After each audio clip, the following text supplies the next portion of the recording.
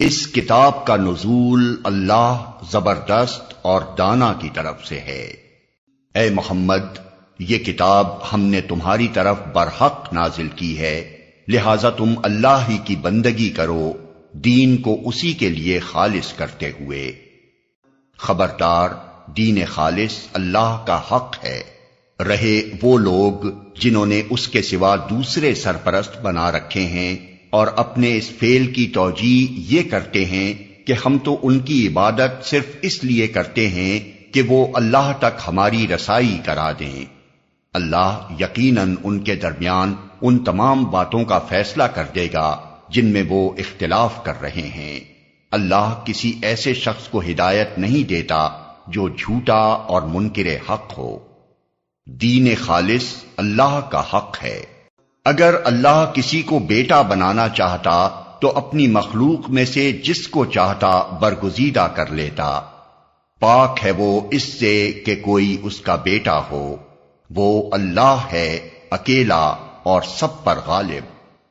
اس نے آسمانوں اور زمین کو برحق پیدا کیا ہے، وہی دن پر رات اور رات پر دن کو لپیٹتا ہے۔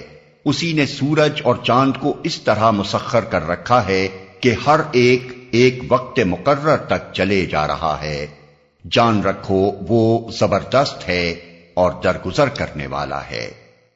اسی نے تم کو ایک جان سے پیدا کیا، پھر وہی ہے جس نے اس جان سے اس کا جوڑا بنایا، اور اسی نے تمہارے لیے مویشیوں میں سے 8 نر و مادہ پیدا کیے۔ وہ تمہاری ماؤں کے پیٹوں میں 3 تاریک پردوں کے اندر تمہیں ایک کے بعد ایک شکل دیتا چلا جاتا ہے۔ یہی اللہ جس کے یہ کام ہیں تمہارا رب ہے۔ بادشاہی اسی کی ہے، کوئی معبود اس کے سوا نہیں ہے۔ پھر تم کدھر سے پھرائے جا رہے ہو؟ اگر تم کفر کرو تو اللہ تم سے بے نیاز ہے، لیکن وہ اپنے بندوں کے لیے کفر کو پسند نہیں کرتا، اور اگر تم شکر کرو تو اسے وہ تمہارے لیے پسند کرتا ہے۔ کوئی بوجھ اٹھانے والا کسی دوسرے کا بوجھ نہ اٹھائے گا۔ آخر کار تم سب کو اپنے رب کی طرف پلٹنا ہے، پھر وہ تمہیں بتا دے گا کہ تم کیا کرتے رہے ہو، وہ تو دلوں کا حال تک جانتا ہے۔